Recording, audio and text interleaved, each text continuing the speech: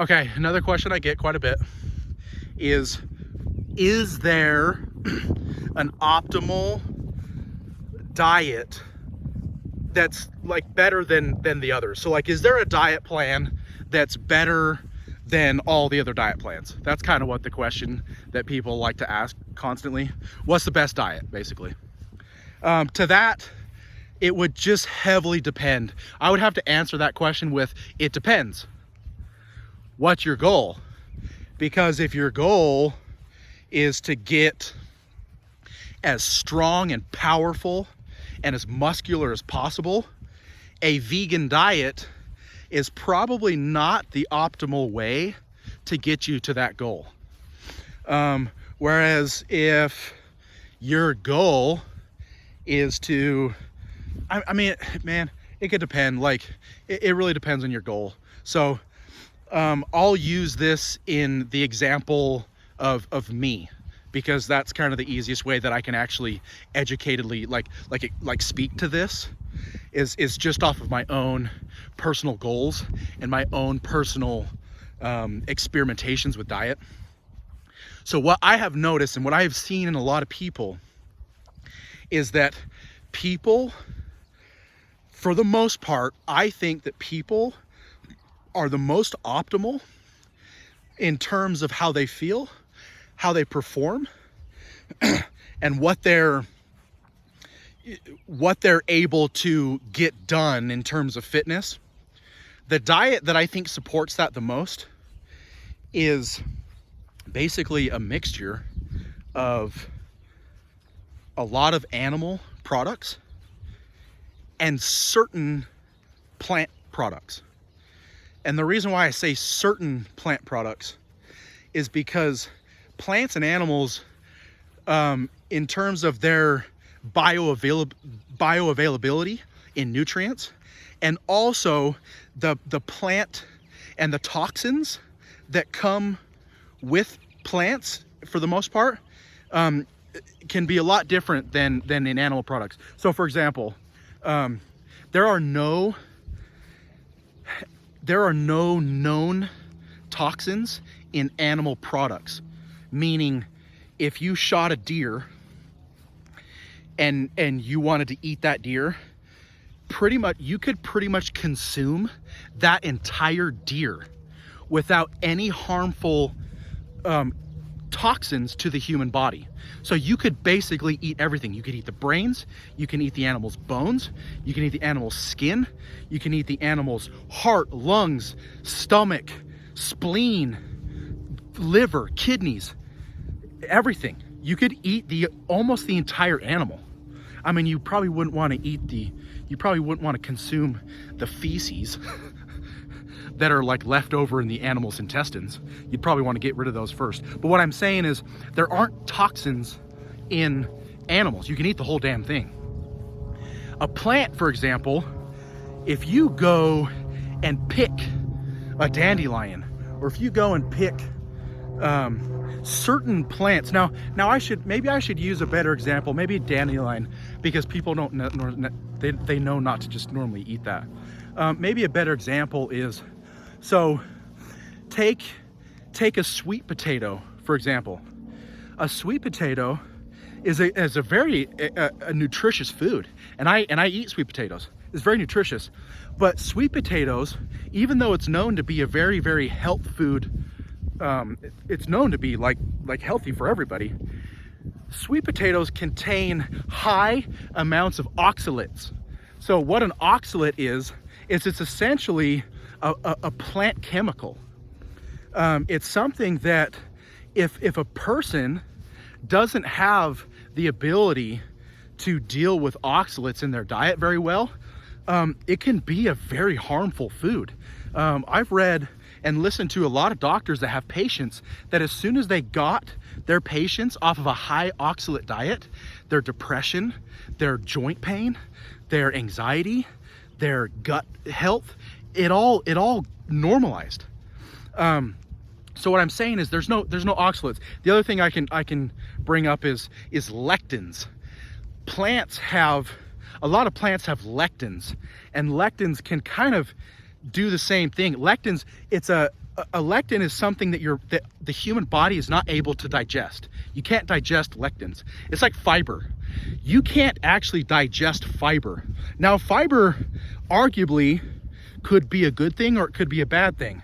It could be a good thing because it could help with digestion. It could help with feeding the good bacteria in your gut.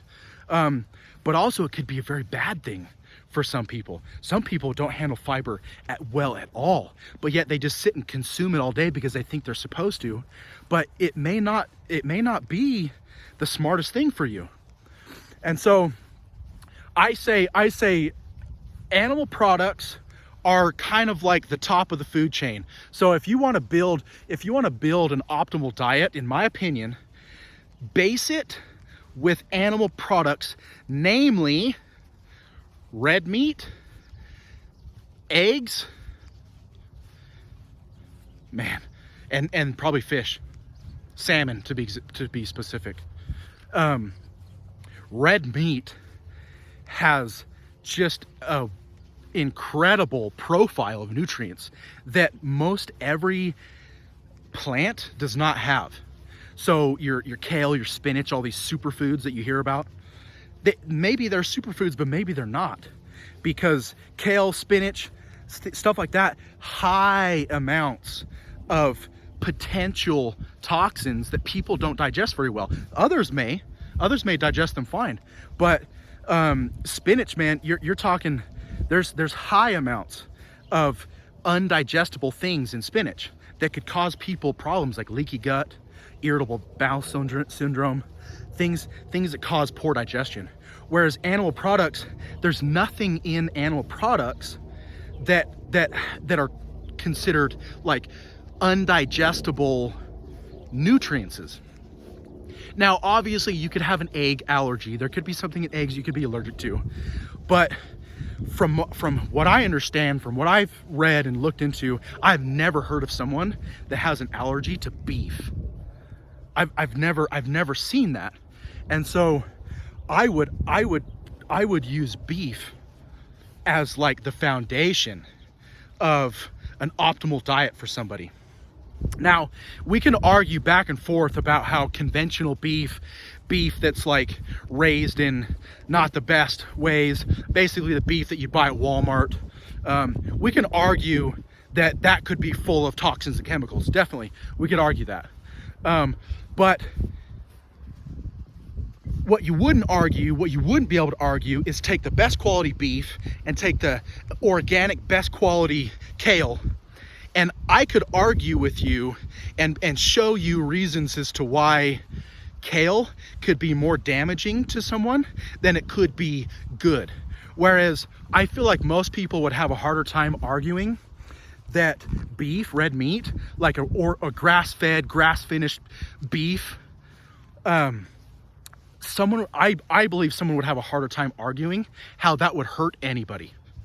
And again, we could argue it, but in my opinion, red meat is like, if there is a superfood on this earth, if there is a superfood, it's red meat. And that's literally a quote from Stan Efferding, one of my mentors, one of my favorite guys in the industry to follow. Man, the guy has just been through every aspect of fitness. I mean, he's a pro bodybuilder, world's strongest pro bodybuilder. He trains all these high-level strongmen. He trains high-level athletes, football players, soccer players, CrossFit players. He trains all these high-level athletes. And he said that when he took his clients and took all of their chicken meals away and took their fish meals away, not all of them, but like most of what they were doing, like their tuna and their white fish meals and stuff. And when he put them on a red meat base, so most of their protein and a lot of their calories are coming from red meat, he says every single one of my clients improved in strength, speed, endurance, overall performance increased. And so I adopted the same thing. I heard this and I used to never eat red meat. I was all about just chicken and rice. Like every meal is just chicken. And when I took out the chicken and replaced it with red meat, my performance increased significantly. And I thought I had peaked. I thought that I was in like a genetic like peak mode. I thought that I had gotten to my genetic muscle size, and I thought that I had gotten to my genetic ability to build strength. And then I switched over to the red meat, and I was blown away within a couple of months how my muscle size and my strength, mostly my strength, increased. I hadn't seen a strength increase in years. I had been at the same strength for years. And then I started incorporating the beef in my diet. I was eating about at least a pound of red meat a day, at least a pound. Sometimes up to 2.5, 3 pounds. I know that's a little bit, we could talk about that later. But when I incorporated the beef, my strength gain, my muscle size, the way I feel, everything improved. And so, okay, so again, kind of recapping, going back, the optimal diet, it depends. What can you handle? What does your body deal with really well? There's a lot of plant toxins that you may not be able to deal with. So don't just eat kale and spinach because you're told that it's healthy. Maybe it is for some person, but it could be very detrimental for another. Another thing you could do is look into your genetic history. So I took the 23andMe genetic test. There's another one, Ancestry, that you can take, and it gives you an idea of where your blood comes from. And so I am like 100% Northern European. That's all my people, Scandinavian, that whole area. And so if you look into what Scandinavians have been eating throughout all of existence, it's mostly animal products. So that could be not necessarily that's like the way you should eat, but that could be a great start. If you want to know what's optimal for your body, a good start could be, where the hell did you come from? If you're African, if you came from Africa, they had plenty access to certain vegetables. And so you could probably do really well on like a vegan diet or a vegetarian diet. If you came from Scandinavia, when were they eating vegetables? I mean, very seldomly. They'd probably gather them throughout the summer and eat some throughout the winter, but for sure, their diet was predominantly meat and fish and probably eggs. And so that's kind of the way I've based my diet: meat, fish, and eggs. And so look into where you come from. Don't just assume that foods are healthy, particularly plant foods. Don't just assume they're healthy for your body. You know, I went years and years of eating handfuls of spinach, and even though I knew that every time I did it, it would just bloat the crap out of my gut, I did it anyways because I was told it was healthy. So don't just assume that you should be eating kale and spinach. Look into, there's a lot of resources. There's some guys that I like to follow. There's a guy named Paul Saladino. I think his Instagram handle is Carnivore MD.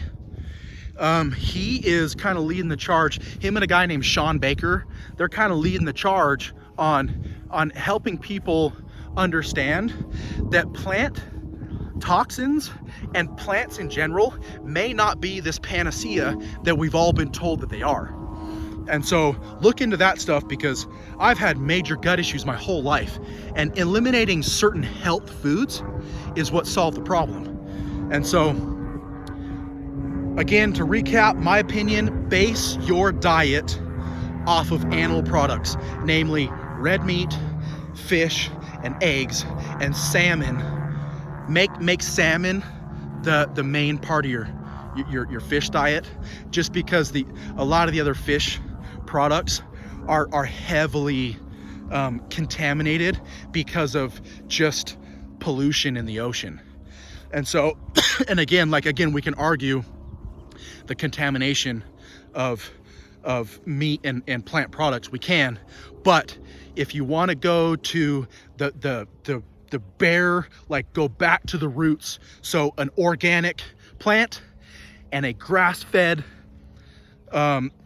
animal like beef or salmon that's in the wild, that's not in a polluted area.